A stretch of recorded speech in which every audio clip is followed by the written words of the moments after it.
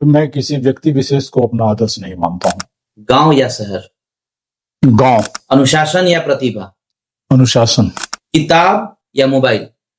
आधुनिक काल में मोबाइल भी आज बहुत जरूरी है, लेकिन अगर जहां तक दोनों में चुनने की बात होगी तो मैं पुस्तक को पसंद करूंगा। समाज सेवा की प्रेरणा नहीं है ये जीवन का हिसाब है। तुम जो इतना मुस्कुरा रहे हो, है कौन सा गम जो छुपा रहे हो? आइए इन्हीं बातों के साथ मिलते हैं नए मेहमान से। सर, सबसे पहले हमारे पॉडकास्ट में आपका बहुत बहुत स्वागत है। धन्यवाद। सर, सबसे पहले मैं आपसे आपका परिचय चाहूंगा। मेरा नाम ओम प्रकाश सिंह है। उम्र के 22वें वर्ष में मैं प्रवेश चल रहा हूं और समय के इस प्रवाह में आपसे मिलने का मौका मिला, ये सौभाग्य की बात। सर, पेशे से आप शिक्षक हैं, क्या ये सही है? जीवन में इतने उतार चढ़ाव होते हैं जी। आज जो आदमी है इसको जानने से ज्यादा जरूरी है कि कल वो क्या था, क्योंकि नदी में बहता हुआ पत्थर और जीवन के प्रवाह में चलता हुआ इंसान, वो समय का थपेड़ा या नदी की धारा किस रूप में ढाल देगी कहना। जीवन के कई उतार चढ़ाव से गुजरते हुए जीवन के इस पड़ाव में मैंने शिक्षक की राह चुनी, क्योंकि मुझे लगा कि विद्यार्थियों के साथ आज इस ढंग से शिक्षा का प्रसार नहीं हो रहा है, इस ढंग से होना चाहिए। तो मैं चाहता हूं कि मैं इसमें थोड़ा सा अपना योगदान दूं, इसलिए मैं आज इस शिक्षक के पेशे में आया। तो सर, क्या इन चीजों को मानते हैं कि आपकी पर्सनल इसमें रुचि थी, अंदर से इंटरेस्ट था? अगर आदमी की रुचि न हो जी, तो क्षेत्र में पैर नहीं बढ़ाएगा। सर, हमारा दूसरा सवाल होगा कि आज की शिक्षा व्यवस्था में आपने ऐसा क्या पाया जिसके वजह से आपने प्रयास किया कि शिक्षा व्यवस्था को एक नया मोड़ देने के लिए आप इस लाइन में आ गए?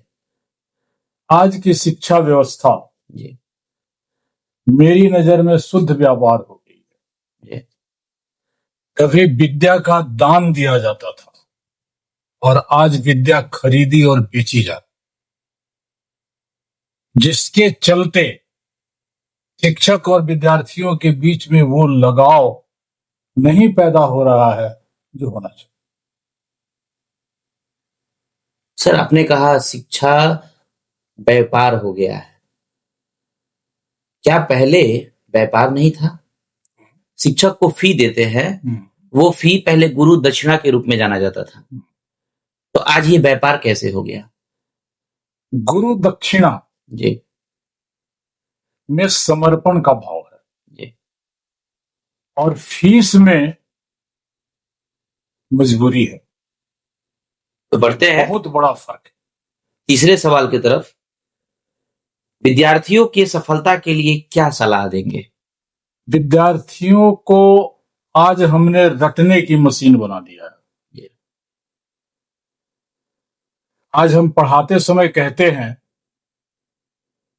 इस प्रश्न का उत्तर यहां देख लो, या हम खुद से लिखवा देते हैं, लेकिन विद्यार्थी के अंदर हम इस चीज को बढ़ावा नहीं देते हैं कि वो खुद से प्रश्न का उत्तर खोजे, जिसके चलते कि उसका सही विकास नहीं हो पाता है। तो विद्यार्थियों को कैसे पढ़ना चाहिए और शिक्षकों को कैसे पढ़ाना चाहिए? शिक्षक और विद्यार्थी के बीच में दूरी नहीं होनी चाहिए जी ऐसा न हो कि शिक्षक अपने घमंड में हो जी और बच्चे डर से प्रश्न न पूछे। वातावरण बहुत हल्का होना चाहिए ताकि बच्चा बेझिझक उसके मन में जो भी सही या गलत प्रश्न हो वो पूछने की हिम्मत करे, और शिक्षक को भी चाहिए कि अगर बच्चे ने कोई गलत प्रश्न पूछा तो गुस्सा नहीं दिखाते हुए उसे दूसरे ढंग से समझाने की कोशिश करें कि प्रश्न को ऐसे नहीं ऐसे। शिक्षक और विद्यार्थी, बच्चों के प्रश्न कभी कभी बड़े अटपटे होते हैं। मैं अपने ही विद्यालय का एक उदाहरण देता हूं। चौथे वर्ग में पढ़ा रहा था। सर्दी का मौसम था। एक बच्चा अचानक खड़ा हुआ। उसने कहा, सर, आपका पैंट बड़ा अच्छा लगता है, हमको दे दीजिएगा। मैंने कहा, देने को तो दे दूंगा, घर कैसे जाऊंगा? बच्चे ने तुरंत जवाब दिया, सर आप तो ट्राउजर भी पहने हैं। मैं चुप हो गया। थोड़ी देर के बाद मैंने कहा कि एक बात बताओ बच्चे, बेटे, अभी जो तुमने ये सवाल मुझसे किया, अगर किसी अन्य शिक्षक से किए होते तो क्या होता? उस बच्चे के जवाब देने के पहले पूरा क्लास एक साथ बोल उठा, कस के पिटाई होती। लेकिन मैंने उसे कोई दंड नहीं दिया और जब तक वो विद्यालय में रहा मेरा अच्छा विद्यार्थी रहा। तो बच्चों को दंड नहीं करना चाहिए। देखिए, मेरी नजर में दंड कभी कभी जरूरी होता है। अब इसको दूसरे ढंग से सोचिए। आप एक गेंद को जितनी ताकत से पटकते हैं वो गेंद उतनी ही ताकत से ऊपर उठता है। उसी तरह से अगर आप बच्चे को पनिशमेंट देते हैं तो कई बार इसकी उल्टी प्रतिक्रिया होती है। एक बच्चे के बारे में शिक्षक से शिकायत की गई, ये बच्चा बहुत गाली देता है। गाली देना बच्चे के मुंह से, ये समाज की गलती है। जी। परिवार में और समाज में जो वो देखता है, सुनता है, वो वैसा बोलता है। शिक्षक ने उसकी पिटाई कर दी कस के। बच्चा अंत में रोते रोते कहता है बड़ी मासूमियत से, सर, कौन ससुरा कहला का कि हम गाली दिले? सोचिए, उसको पता नहीं है।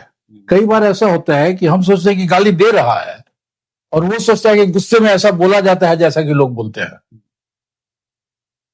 तो उस चीज को अगर हम फर्क बता सके बच्चे को, वो उसके साथ अस्थायी होगा। आज का चौथा सवाल है, एक अच्छे शिक्षक की सबसे बड़ी पहचान क्या होती है? आप देखेंगे विद्यालयों में जी। कई शिक्षक होते हैं। जी। छोटे से बड़े बच्चे तक किसी खास शिक्षक के पीछे जाने का प्रयास करते हैं। जी। अगर आप इस चीज को गौर से देखेंगे तो पाएंगे कि बच्चा उस शिक्षक से खुले मन से बातें कर सकता है। तो मैं चाहूंगा कि बच्चों और शिक्षकों के बीच में एक योग्यता की या विद्वता की दीवार न खड़ी हो। इस दीवार को हटा करके हमें बच्चों के दिमाग के हिसाब से सोच करके और तब उन्हें अपने साथ रखना। सर, शिक्षा देने के साथ साथ मैंने सुना है कि आप समाज की भी बहुत फिक्र करते हैं, क्या ये सही है? अगर व्यक्ति समाज को भूल जाए जी। तो कहीं का नहीं होगा। जीवन के हिसाब को समझने की कोशिश कीजिए। सर, तो समाज सेवा की प्रेरणा आपको कहां से मिली? समाज सेवा की प्रेरणा नहीं है ये जीवन का हिसाब है। आप पैदा होते हो, तो जैसे आप विद्यालय में हिसाब में शुरुआत करते हो जोड़ से, तो जीवन की शुरुआत होती है जोड़ से। घर में सीखता है, विद्यालय में आके सीखता है और सीख करके अपनी योग्यता को बढ़ाता है। फिर समय आता है घटाव। एक उम्र होने पे गृहस्थ जन्म में प्रवेश होता है और उस समय जो योग्यता उसने संचित की है, उस योग्यता का उपयोग करके वो अपने परिवार के लिए काम करता है। इस समय ये घटाव की बात होती है। संतान जब होती है तो संतान और पिता और परिवार मिलकर के जब एक साथ प्रयास करते हैं तो ये गुणा का रूप है। और सबसे अंत में हमने जो समाज से लिया, चाहिए हमें कि हम समाज को भी दें। और ये है जीवन का भाग, विभाग करना। जैसे एक पंक्ति बताता हूं जी। देश हमें देता है सब कुछ, हम भी तो कुछ देना सीखें, या सिर्फ लेते ही रहेंगे? ऐसा तो नहीं होना चाहिए। तो आज के समय में सर कैसे, मतलब कौन देना चाहता है? देने का क्या मतलब है आपका? देने का क्या मतलब है, ये कोई बहुत बड़ी चीज नहीं है जी। छोटी छोटी बातों पर अगर हम ध्यान दें तो हम समाज को बहुत कुछ दे सकते। आज कोई दुर्घटना होती है, आज की प्रवृत्ति है रील बनाने की। लोग रील बनाना शुरू कर देते हैं, लेकिन ये नहीं सोचते हैं कि इसकी कुछ सहायता की जाए, तात्कालिक उपचार किया जाए ताकि इसकी जिंदगी बच सके। तो रोड के किनारे हम देखते हैं नल खुला हुआ है, हम सोचते हैं कि बहने तो हमारा किया जाता है। लेकिन ये नागरिक बोध होना चाहिए कि हमारा जरूर जा रहा है, वो बर्बादी है। उस बर्बादी को रोकना, ये छोटी छोटी चीजें हैं जो समाज में बहुत बड़ा सुधार ला सकती। अगर तो हम कैसे बदले इस समाज के लोगों को? क्योंकि इस लोग जो हैं, इस समाज में जो रहते हैं, वही लोग तो मिलके समाज को बनाते हैं। बिल्कुल बनाते हैं। और बनाते कैसे हैं? कुछ गलत लोग भी हैं, कुछ अच्छे लोग भी हैं। तो कैसे परिवर्तन लाएंगे उन गलत लोगों के बीच में, ताकि वो समझें और सब एकजुट होकर के इस समाज को बदलने का प्रयास करें? कैसे? समाज को सुधारने के लिए पहले खुद को सुधारना होगा। एक कहावत है, समाज सुधारने के अनेक प्रयास हुए लेकिन दुनिया नहीं सुधरी, क्योंकि सबने दूसरे को सुधारना चाहा, खुद कोई नहीं सुधरा। सबसे पहले हमें खुद सुधरना होगा, तभी हम दूसरे को प्रेरित कर सकते हैं कि भाई तुम भी ऐसा करो। तो हमें देखकर दूसरे भी चेंज करेंगे अपने आप। हमारा आचरण ऐसा हो जिसके ओर लोग आकर्षित हो और उसको देख के उसके हिसाब। तो आगे बढ़ते हैं हम रैपिड फायर राउंड के लिए। तो हमारा पहला प्रश्न, गांव या शहर? गांव। क्यों? अभी भी गांव बहुत सी बुराइयों से बचा हुआ है। कम से कम शुद्ध हवा तो जरूर गांव में मिल जाती है। दूसरा प्रश्न, अनुशासन या प्रतिभा? अनुशासन। क्यों? अनुशासन अगर होगी तो प्रतिभा अपने आप आएगी। तीसरा सवाल, शिक्षा या अनुभव?